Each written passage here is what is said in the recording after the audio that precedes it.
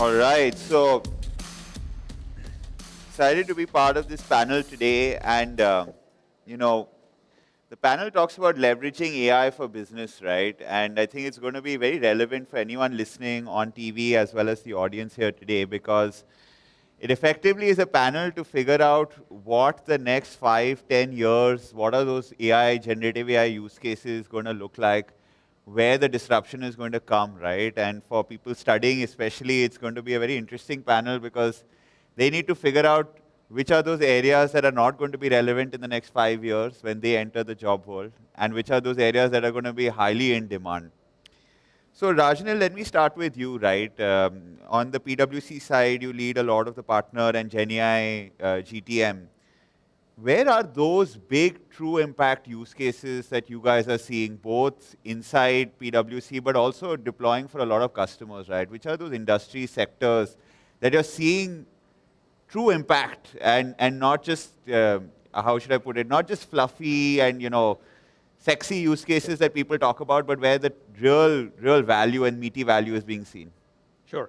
So people can hear me, and that's good. So if you'd asked me this question a year back, I'd have said it is still fluffy and amorphous, etc. Today, the questions have changed completely. If you look at domestic companies, if you look at GCCs, if you look at small, big, doesn't really matter. People's ambition in the business world is kind of limitless as it comes to AI. And I think I can't think of too many companies that have not started the AI journey.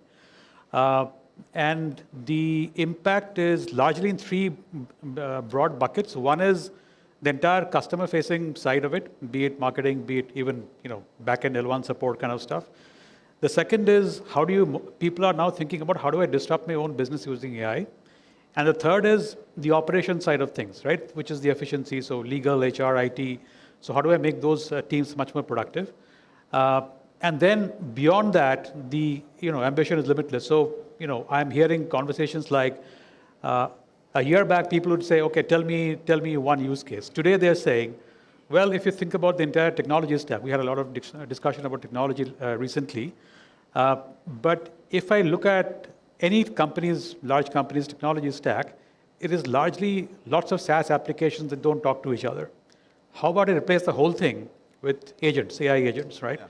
And if that were to be the case, I need to completely rethink the way the architecture works, how I go to market, what do I do, the kind of offerings I can provide, the price points at which my service becomes attractive. So that is happening, it's real, and it's happening across the board. So it's small, big, large, all over. Awesome. And Nitin, coming to you, right, as the co-founder and chief operating officer and product officer at Cubo, I guess you get that perspective of also seeing the consumer side of things, right? Not just the core enterprise, but actually, Gen AI products or AI products, or general products that hit consumers as well. So on the consumer side, what are those key trends or areas that you're seeing that are really kind of creating a dent, like consumers are excited? One is obviously the software world with the chat GPTs and the Claudes and the Anthropics of the world and the Geminis. Yep. But what's your perspective? Because you guys also do a lot of the hardware and product side of things, right? Yeah, so I think just a bit of context from the previous session. I think the session ended saying that we should be a product nation. And happy to say that, at Cubo, we are a product company founded in India around 8 years back, 3 years of initial R&D, and we launched our first product around 5 years back. We were fortunate to have Hero Group as a patient investor, as likely concluded by the previous panelists. You do need patient capital to do anything to do with technology, whether it is AI or even something else. See, at Cubo, what we are trying to do is we are not taking AI as an add-on, right? We are building our company based on AI. Our vision, in fact, our internal vision many, many years back was we'll build a consumer tech company at intersection of hardware, software, and AI. And today, we have a range of products across security, across comfort, convenience, which all of them have AI embedded in that. So if I give you an example, we have smart cameras, which actually can detect intrusion in your homes and alert you directly on your phone. And I'm not talking about very high-end, costly cameras. I'm talking about everyday consumer cameras that we've launched. Similarly, we have launched video doorbells that can actually do face recognition. And even when you're sitting here right now, you can get a video call on your phone and know who's at the door. You can also unlock your door remotely sitting right here, right? So to just go to your question, I think consumers want convenience. If I talk about everyday consumers want safety and security, but these are the kind of needs that have emerged. For businesses, obviously, I have a bunch of things where we are using AI. I'm happy to talk about it, but I think consumers are excited about anything new, right? So if something is cool, you can make it more exciting, more new age, add more convenience to our daily lives, because our lives have gotten busy. Our lives have gotten, there's a fear factor, right? We have a product called dash cameras, right, that protect you on the road. We are able to actually protect many users who have been falsely accused of wrongful accidents, right? So people have claims, video claims right in front of them. So I think that will be my view, that is what consumers want. Awesome. No, absolutely. And there's so much unstructured data, right, when it comes to videos, that AI algorithms are becoming phenomenal at processing. I have a 3-year-old son, so I would love me and my wife would love a camera that can give us a feedback of what he did the whole day at the end of the day after going through hours of video. But Sudin, coming to you, Dr. Sudan is obviously been in the AI space, been an AI digital transformation advisor as well, right? Ex-SBI, Barclays, so a lot of banking experience. I know Rajnil touched a bit on some of the popular use cases, but in banking and finance, right, since you've spent a lot of time in that space, is it still, because the typical ones, right, customer support for banks is the biggest first use case that everyone talks about. Is it still just a lot of automating customer support, automating tickets, having an AI talk to customers to reset their passwords and all? Or are you seeing more bigger trends, especially in India, coming that are slightly, bigger in nature and having other areas apart from this top 1 or 2 that everyone talks about? So the AI tsunami is not just for customer experience or solving some tickets. It's much bigger than that. And let me step back a bit. As head of innovation of State Bank of India, the largest lender in India and a top 5 global bank after the merger of its 7 subsidiaries, I benchmarked our core banking systems at 24,000 transactions per second, 1.5 billion transactions a day. And today, this core banking systems serves more than 500 customers and more than 700 million accounts. This is the most advanced, scalable, state-of-the-art, cutting-edge, bleeding-edge core banking system in the world, developed in India by Indian technologists. We went a step further. We launched in around 2017, 2018, our YONO application. This is a super app for banking. I call it a bank in a box, where we introduced the autonomic lending, right?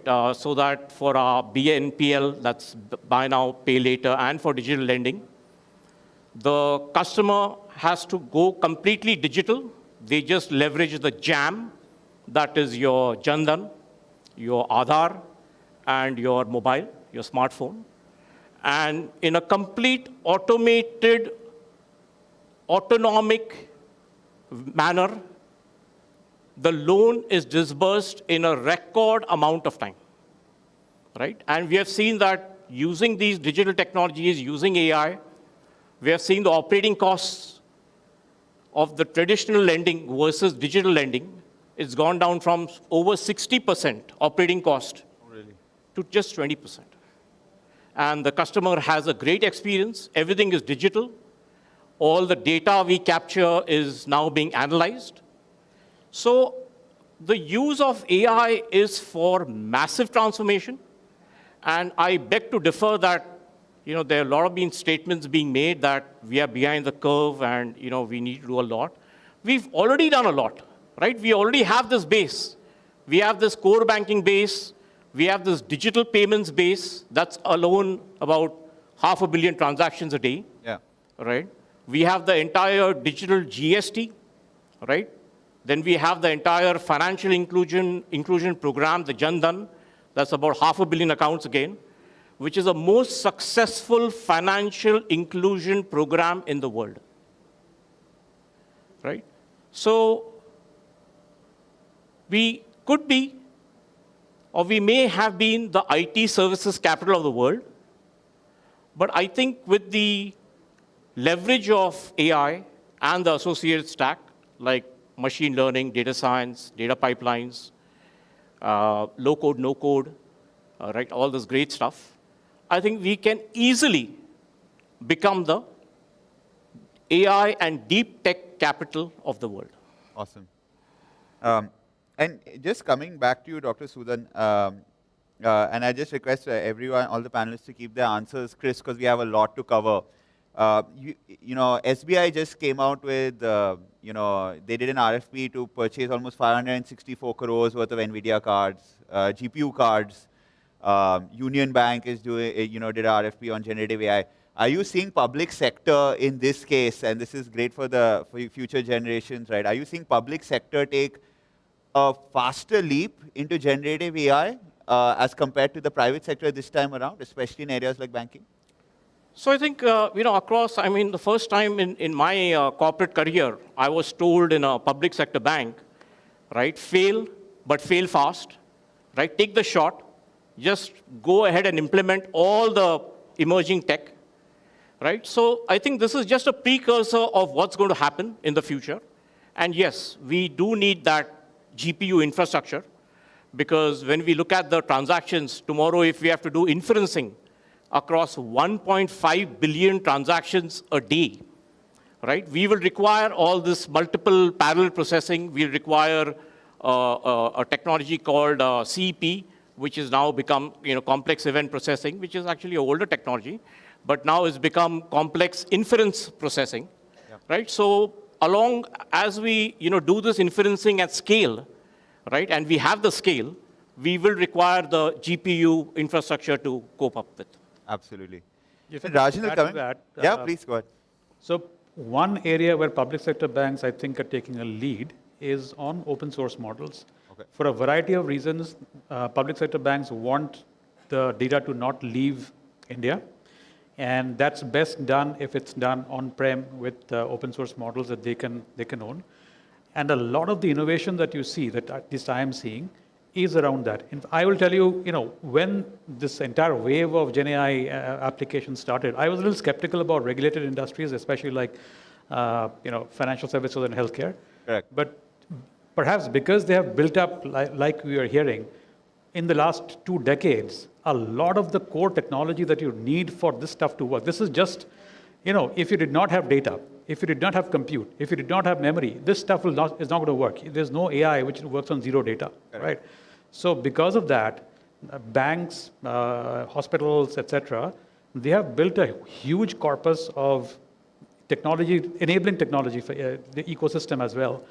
And I think a lot of the innovation, especially in open source, is happening right now in public sector banks in India. Absolutely. And, you know, in terms of everyone keeps talking about AI being able to write phenomenal amounts of code now, right? And the cursors and all the tech, the GitHub Copilots of the world, you know, they really thumb their chest in terms of 40% automation, 60% automation, in simpler use cases, 70% automation, right? Facebook came out and said a large part of their code base is now written completely by AI. What do you think is going to happen to our IT sector, right? Especially a lot of the audience today, they're kind of going to enter this market. Is it like the Infys, the TCSs of these world, they're going to get bigger because they're implementing AI at scale and they're going to get a lot more business? Or are these going to get disrupted because suddenly a lot of the people that they were putting down, right? Even for you guys, like a lot of the people that are tech people that are putting down into these roles or helping outsource, are they going to just get disrupted and be replaced by AI? How do you see that pan out? So I'll answer that in 2 parts. One is specifically for code gen, and the secondly is largely, you know, the macro trends. You see, if you look, and code generation is not just one big bucket. There are many things. There is code gen, there is code review, there is code documentation. And I've been in technology for 25 years now. If you ask people what are the worst parts of your job as a developer, they would say code documentation, Right. okay, or somebody else's code review. Now that's the piece that's going away, okay. In fact, code generation, if you look at where this is great at, I'd say code review and code documentation, it does fantastically well. Brand new code writing, it's not there yet. I'd say maybe it's going to get there in some time, but it's very, very good at documenting what's happening and reviewing and doing error checks. Now, those things, I think if you're a good programmer, you need, and you would in fact write more code. See, and now let me come to the slightly macro trend. What's going to happen is you suddenly will have more free time. Now you can do two things with that free time. Either you can, be laid off, which I can bet you is not going to happen, but you will have to upskill because in that extra time, somebody said, you have to think bigger, you have to become a product company, whatever it is. But that free time is now going to go towards that stuff, which I think is a great thing for India to happen. What is going to happen is everybody's job, every single person, doesn't matter if you're a technology or person or not, there'll be some tasks that you do today which will get automated. And that's fine, I think. That's a good thing. You might say, I've also heard arguments that, well, at times people need to be bored, okay? If you're always productive 8 hours a day or whatever, 12 hours a day, that kind of just fries your brain. But I think the productivity benefit that you're going to see is actually essential for us for the Viksit Bharat, for the 2047 vision that we have. And it is not just, in CodeGen, we will need to upskill. That's a given. And upskilling, and I don't think that it's status quo yet, as we heard the previous panel talk about. There is bound to be reimagining of the entire tech stack. GPU may not be the final word. Transformers may not be the final structure. Generative AI, agents may not be the last word in Gen AI. All these things are going to change. And so I think the freeing up of time on doing mundane stuff and focusing on these new age things is going to take the country forward. Awesome. So coming back to you, Nitin, do you find that a lot of the consumers, a lot of the electronic stuff that you guys build, right, embedded, is the AI work that you guys do very different from what traditional software companies are looking at, right? Because everyone's hooking on to an API in the cloud, an OpenAI API, a Gemini API, and they're building great demos, they're building interesting solutions. Is the challenge very different for you guys because you're essentially building it on the hardware, or are you also kind of going the same approach as the rest? Yeah, so I think to answer that question, the challenge is slightly different. The first biggest challenge that we faced is how to maybe shorten our models or make the models that we are running compact, because I have to run it on the edge, right? And I have to sell devices to the end consumer, and I cannot overprice my products. We have competition from the neighboring countries. We have international competition. We have all sorts of products out there. In fact, the first product we made was overpriced, and it didn't succeed only because it was overpriced. So we actually had a big learning that I have to deliver on AI, but yet I have to do it at what we call as a low footprint memory, low footprint processor. And that is where I think the industry has evolved. And we were able to solve that challenge with the help of our in-house tech teams and make a decent presence in this market. And in the last 5 years, what we also added is how do I now embed the AI into the customer experience and also in my business overall, and not just for the product, right? So the first part was AI-enabled products, and the second part is now AI-enabled customer experience and AI-enabled business. So I'll just add on to a little bit. So now when we are developing products, we are using AI actively to benchmark the experience of similar products globally. We are using AI to make sure that our architecture of the code is globally best in class, and the products deliver on the promise that global products are delivering without even actually probably maybe testing. I don't have the capacity or a bandwidth to test hundreds of global products that are selling out there, right? But AI can help me to get to similar level of efficiency in my product. We are also using AI to solve 60% of customer queries on their own. And I'm not talking about like a transaction company or a Zomato or an order company where is my order? Okay, courier guy is coming. Fund me. I'm talking about troubleshooting products remotely, right? So the status of the product, whether it is live, what is the network condition, we are embedding that data through our CRM. We are passing it on to the analytics servers, and then Gen AI is able to answer to the customer that, okay, your product needs a better network condition. Maybe you need to restart your router, or you need to talk to your telco or whatever, because our product parameters are fine. It's basically the situation at your end that needs to change. So that is not only helping me improve the customer experience, but also reducing my cost. Otherwise, people will say, can you send an engineer at home to look at why the product, the product is not functioning properly? So I think those are the kind of things we are doing now as a business, and also trying to use AI for sales. So we are piloting what we are calling as AI demo agents, who will give demos of the products when somebody comes to our website. So those are the new changes that we have implemented, and I'm sure it is happening in other industries also. But we are trying to do it in consumer electronics and its smart products. No, that's a great point there, right? Self-diagnosing devices, right? So you don't need an engineer to visit. Predictive maintenance. It can just auto-solve or at least assist the customer in solving his own problems.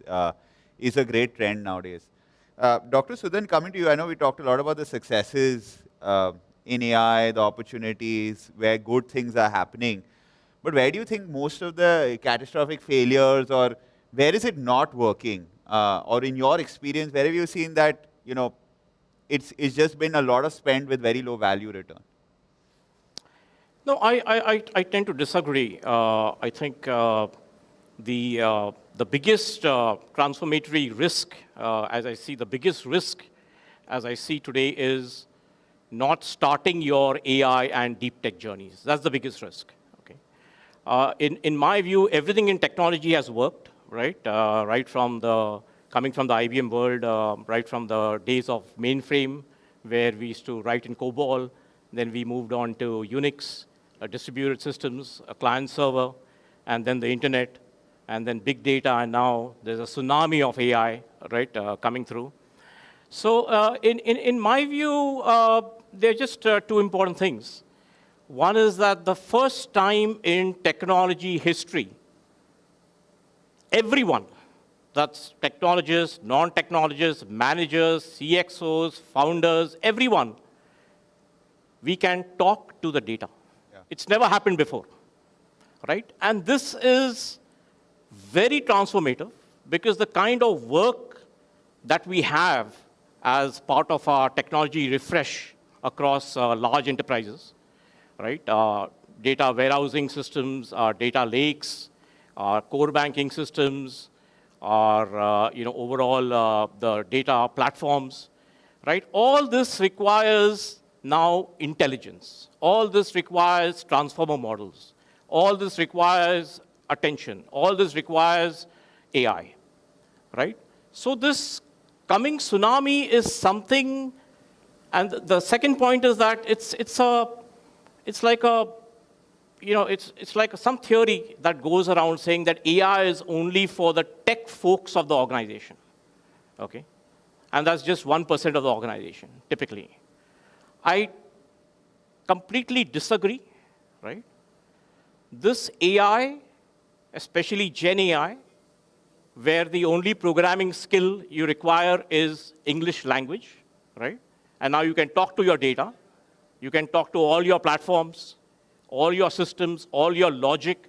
You can build the logic, right, in a few milliseconds, right? So I would say that AI is for the 99% of the organization which is not into tech. So leverage this tech, right, to conquer the world. There are a whole lot of use cases across ethical and responsible AI. There is the entire space of reg tech or regulatory tech, leg tech, legal tech, soup tech, supervisory tech, right? FinOps, right? And then there's the entire manufacturing piece of it. There's smart materials, chips. There is autonomic systems, right? So I think this is a once in a lifetime opportunity for all of us. And just to reiterate, the biggest threat, right? The biggest risk is not starting your AI journeys. Okay, That's a great note. And in that aspect, right, this is an open question to all three panelists here. Uh, if I'm a student entering the workforce today, right, on the tech side, or I'm a parent guiding my child, right, I have three options. One is to uh, kind of join a regular services or a system integrator company, right? Your Accenture, TCS, Infosys. I could join a product company. I know the last panel talked a lot about product being the focus for India and for the future, right? I could join a generative AI product company. Or I could join a specialized vertical, right? A company that's focusing on sales-based AI, a company that's focusing on customer support-based AI, a company that's focusing on AI on edge for embedded systems. What advice or approach would you give such a person in terms of where do you see the future lie for industry?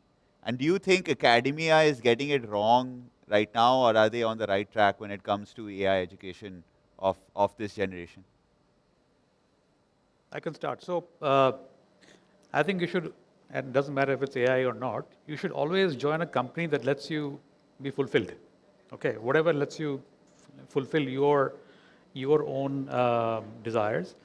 I think one thing about the Indian education system is that we tend to be over-schooled and under-educated to a large extent. And this has been the situation for the last 100 years, nothing to do with now.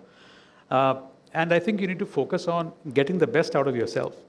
I think there's a place for every single one of those things because I'm literally seeing, I'll give you one example. So this was a very large telecom company, and they came to us and said, well, look, there are, because of geopolitical reasons, there are lots of tariff implications in different parts. Now, the way their ecosystem works is, let's say there's a ship sailing from, I don't know, somewhere in the Mediterranean Sea, and that ship needs to come to via the Suez Canal, and then something needs to come to Bombay, and then all kinds of stuff.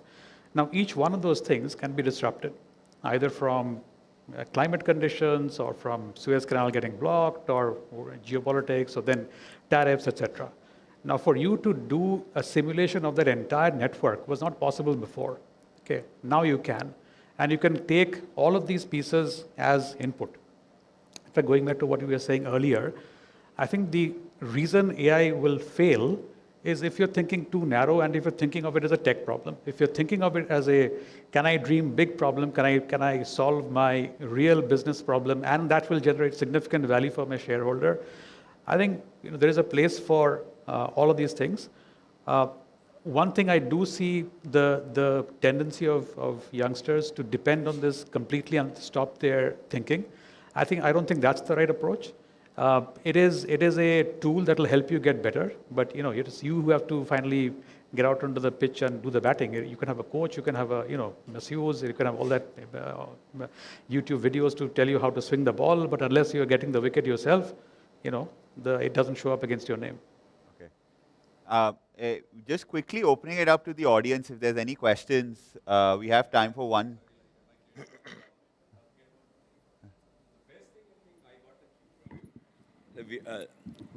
I thought I'll forget it. You'll pakdo me, I'll forget what I'm talking.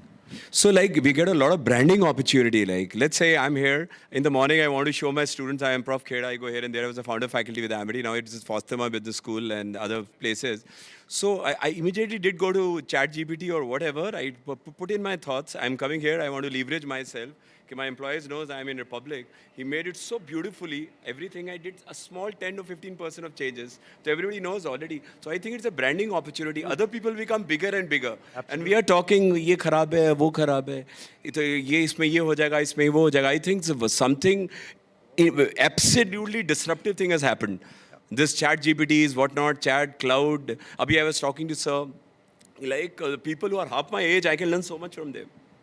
So it's a great branding opportunity. No, everybody knows that something is happening in Republic. Tomorrow this Republic get listed, they can get a lovely valuations. Absolutely. That's the beauty of this time. We are in a great time. I think there is no time to regret and stand whatever. Sorry, I immediately got carried away to give in my comment. Sorry. No, so absolutely. If your point is it's a great branding opportunity, it is, absolutely. And I'll tell you how that translates to the business world. a very large, one of the largest Indian FMCG companies came to us and said, look, I've launched this new product.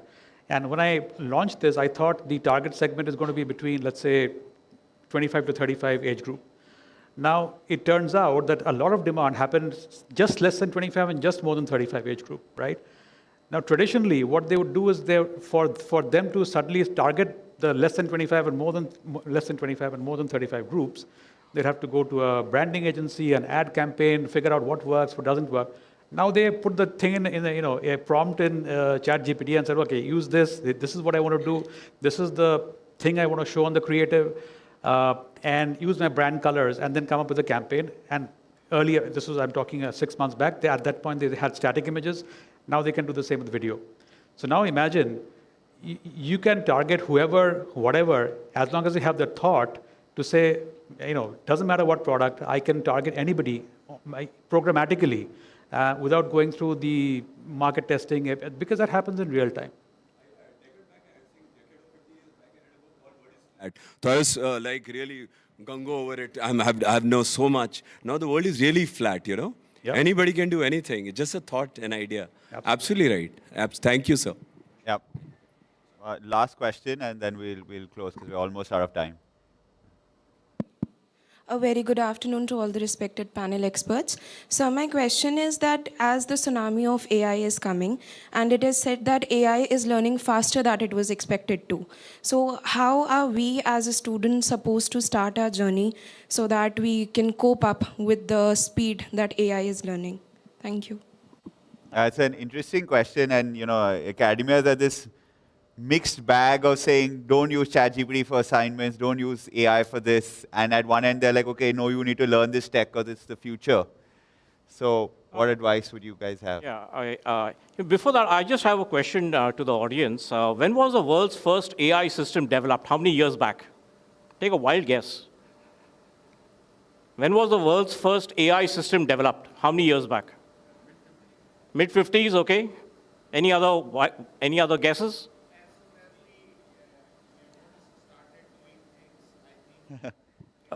Which year?